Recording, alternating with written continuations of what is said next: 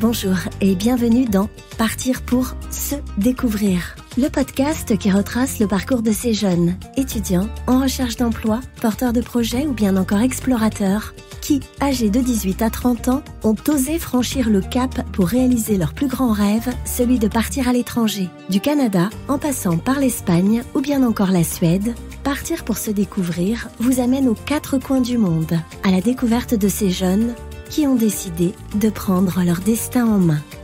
Au fond de moi, je pense qu'inconsciemment, j'avais envie d'essayer cette école, puis d'essayer ce qui se passait là-bas. Au niveau des difficultés, il y a toujours la difficulté de savoir qui tu veux être, comment t'entourer. En vrai, moi, la chose qui m'a le plus aidé, c'est le bénévolat. Et ce projet-là, j'aurais jamais pu le faire autre part qu'à Montréal. Tout voyage et tout temps qu'on prend pour nous, en fait, ça nous permet de mieux nous trouver. Et après, de faire des choix, on va dire, plus sensés. Parce que, bien sûr, tout est toujours possible, mais prenons le temps des fois de découvrir qui on est pour savoir où on veut aller. Passionné par le monde artistique et acrobatique, Basile Herman Philippe a 18 ans, son bac en poche, lorsqu'il décide de passer des auditions pour intégrer une école de cirque. Après différents essais, il décroche une place pour rejoindre la célèbre École nationale de cirque de Montréal. Parti pour 3 ans d'études, Basile vit son expérience à fond et finira par rester près de 7 ans au Québec. J'ai été pris à Montréal dans une école là-bas. Et quelques semaines plus tard, j'avais une connaissance qui était déjà dans cette école-là, qui m'a dit, en fait, je cherche un coloc. Est-ce que tu veux venir prendre la place dans la maison, en fait, dans l'appart? Et j'étais un peu genre, waouh. J'avais pas prévu encore de partir à Montréal, mais là, j'avais une école qui m'attendait, une maison, et puis plein d'amis, de gens que je connaissais pas vraiment encore, mais que j'avais rencontrés pendant les auditions, etc. Et c'était un peu, c'est parti, en fait. On y va, on essaye. Au fond de moi, je pense qu'inconsciemment, j'avais envie d'essayer cette école, puis d'essayer ce qui se passait là-bas. En France, j'étais vraiment spécialisé comme acrobate au sol. Donc à la frontière entre la gymnastique acrobatique et la danse. Et une fois à Montréal, je me suis vraiment ouvert vers d'autres directions, notamment grâce à mes professeurs, qui étaient vraiment là pour nous ouvrir et nous montrer plein d'autres champs des possibles. Et notamment un professeur, Peter James, qui m'a beaucoup dirigé vers la danse contemporaine montréalaise, qui a un style très particulier, et la scène de la performance, qui a un rapport très fort au corps. Et ce rapport au corps dont je venais, donc ça m'a tout de suite titillé. Et c'est ça l'avantage d'une école aussi, c'est de rentrer dans un cadre et dans une structure. Et en même temps, une fois que l'école finit, en fait, toi, t'es là en tant qu'individu à continuer à apprendre et à découvrir hors de l'école. Parce que l'école va forcément t'amener une manière de penser, une manière d'évoluer. Parce que t'évolues dans un cadre. Mais il y a plein de choses autour de ce cadre-là qui sont aussi là pour t'inspirer. S'inspirer, s'ouvrir, découvrir. Au fil des ans, Basile apprend à voir les choses différemment, mais aussi à vivre selon un nouveau rythme et de nouvelles habitudes. Pendant ces 3 ans, même 4 ans à l'école de cirque de Montréal, au fur et à mesure des années, j'ai vraiment découvert aussi toute une autre scène, en fait, plus proche de l'expérimental, moins mainstream. C'est quelque chose que depuis la France, tu peux pas imaginer que ça existe dans un autre pays parce que c'est pas forcément ça qui va être mis en avant. Mais c'est seulement une fois que t'es sur le territoire, que t'es dans la ville, que un ami va t'amener là, va te faire découvrir telle et telle chose. Et c'est ça aussi la beauté du voyage, où c'est pas forcément quelque chose que tu vas lire dans un guide de voyage ou dont on va te parler à l'école. Mais c'est vraiment quelque chose que les gens vont te faire découvrir en étant là-bas. Et une fois qu'en fait, si tu traînes pas juste entre Français, etc., et que tu continues à t'ouvrir aux autres personnes qui sont là, de toute leur nationalité, mais aussi aux personnes qui habitent la ville et qui ont grandi là et qui vont t'amener dans les dédales des ruelles, des bars, des salles de spectacle et des magasins et te faire découvrir toute une culture, en fait. Pour moi, Montréal, c'est une ville dans laquelle il faut divaguer, dans laquelle il faut marcher et se perdre et regarder les gens et parler avec les gens qui sont là autour. Et ça, c'est quelque chose de très important, quelle que soit la saison et la météo, en fait.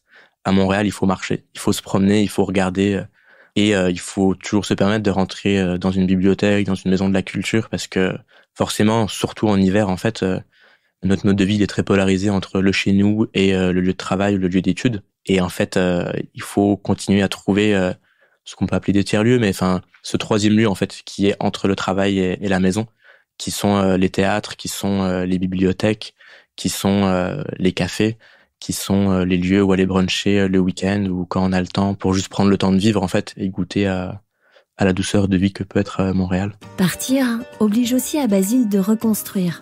Construire un nouveau réseau d'amis, de proches, avec qui il peut continuer à profiter, mais aussi sur qui il sait pouvoir compter. Au niveau des difficultés, il y a toujours la difficulté de savoir qui tu veux être, comment t'entourer.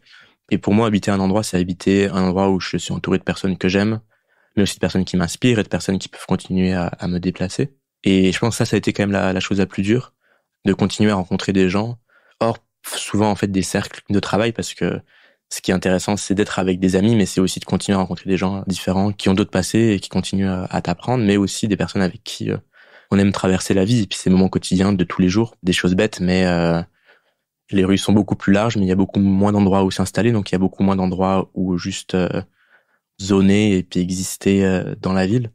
Donc c'est vraiment des rapports différents à réapprendre. Et en même temps, ces rapports-là, tu peux pas les réinventer sans rencontrer aussi les gens qui habitent là et qui vont t'apprendre, en fait, comment vivre la ville, comment vivre Montréal et comment l'aimer, en fait. En vrai, moi, la chose qui m'a le plus aidé, c'est le bénévolat. C'est de faire du bénévolat et de rencontrer des gens, quel que soit leur âge aussi, parce que c'est vrai que c'est aussi un problème. Des fois, je trouvais ça pas facile au début, en arrivant, de me retrouver que entouré de jeunes de la vingtaine. À des moments, ça fait du bien d'être avec des personnes qui ont d'autres expériences, qui peuvent être plus jeunes ou plus âgées. Et moi, le bénévolat m'a beaucoup aidé par rapport à ça, de rencontrer vraiment d'autres personnes et de papoter, d'échanger nos tips de vie. Et souvent, bénévolat, c'est aussi des personnes qui cherchent à aider forcément, mais aussi à rencontrer et à passer du temps entre personnes. Et donc moi, le bénévolat m'a beaucoup aidé. Prendre de la distance pour comprendre qui tu es, mais aussi pour comprendre d'où tu viens et à quel endroit tu es maintenant. Que ce soit grâce au bénévolat ou bien par d'autres réseaux, Basile fera de nombreuses rencontres durant son séjour, dont certaines marqueront de manière significative son parcours et sa carrière. Vraiment, il y a un projet auquel je pense qui m'a vraiment marqué, qui m'a fait beaucoup évoluer en fait à Montréal. C'est avec une artiste danseuse qui s'appelle Nyan-Su Wang, qui vient de Taïwan et qui en fait, elle m'a fait une première proposition de venir travailler pour elle sur un solo sur lequel elle travaillait, et qui a ensuite amené 1 an, 2 ans de collaboration expérimentale, de recherche, où on s'entreproposait des courtes créations en fait ensemble, et sans le but d'arriver à un grand spectacle, à jouer devant 800 personnes, mais toujours pour le plaisir d'expérimenter en fait et d'apprendre de l'autre et de nos deux cultures complètement différentes, avec toujours Montréal comme point de rencontre. Et ça, c'était vraiment un cadeau que m'a offert Montréal comme ville, comme lieu de rencontre entre artistes venant de cultures, de lieux complètement différents, et qui faisaient le choix en fait de s'établir à Montréal, de se rencontrer et de créer ensemble. Et ce projet-là, j'aurais jamais pu le faire autre part qu'à Montréal. Quand je regarde l'esthétique, les photos, les images de ce projet-là, ça me fait directement penser à Montréal. Avec un peu de recul, Basile réalise à quel point cette aventure lui a permis de révéler son potentiel, d'affirmer son identité et de prendre conscience qu'à force de travail, il pourrait vivre de sa passion. Quand je suis arrivé à Montréal, je connaissais vraiment rien d'autre que la France en fait, d'autre que ce système dans lequel j'avais évolué, qui avait fait ma formation politique, de qui j'étais. Et en fait, de prendre cette distance-là, ça m'a fait réaliser tellement de choses, autant sur mes identités, sur toutes les personnes que j'ai rencontrées qui m'ont fait mon éducation politique, mon éducation artistique. Je me suis vraiment construit et je suis vraiment devenu un artiste en fait à Montréal. Et j'entends par là vraiment, j'ai appris en fait qu'est-ce que c'était le travail, qu'est-ce que c'est de travailler avec passion, mais aussi des fois être travaillé parce qu'il faut passer au travers et que c'est pas toujours facile aussi. Mais ce rapport au travail-là m'a vraiment changé. Durant ces années passées à Montréal, où il n'a cessé de faire preuve d'une grande curiosité, Basile a non seulement perfectionné sa pratique acrobatique, mais il a aussi réalisé que sa passion pouvait également s'exprimer à travers la création. Aujourd'hui, c'est donc en France, près de sa famille et de ses proches, qu'il travaille à la réalisation de son nouveau spectacle. Ce spectacle, il s'appelle Brothers et autres paysages.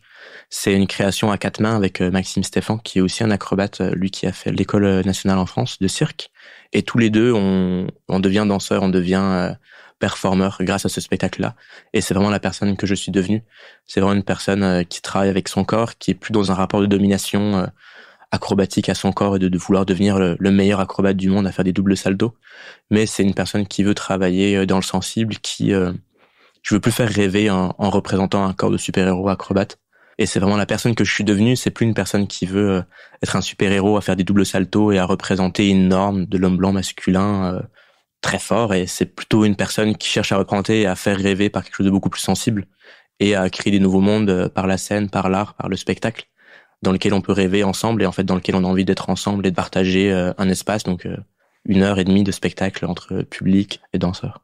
De retour, Basile a un petit message à adresser à tous les jeunes qui, comme lui, rêveraient de partir faire leurs études à l'étranger. Mes conseils, qui sont vraiment des conseils personnels, c'est vraiment de se donner le temps en fait d'essayer, parce qu'on est jeune et on a le temps en fait, même si on pense tout de suite assez rapidement école, voie de professionnalisation, contact, rencontre, tout voyage et tout temps qu'on prend pour nous en fait, ça nous permet de mieux nous trouver et après de faire des choix, on va dire, plus sensés, parce que bien sûr tout est toujours possible, mais prenons le temps des fois de découvrir qui on est pour savoir où on veut aller.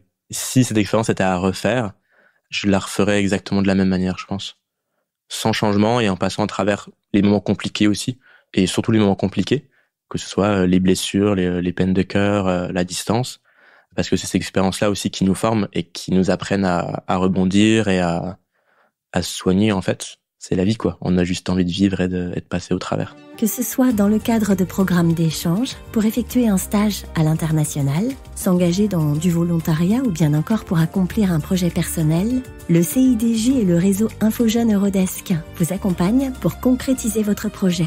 Alors, si vous aussi, vous avez envie de partir à l'étranger, rendez-vous directement sur le site du CIDJ pour retrouver les coordonnées des référents Eurodesk près de chez vous.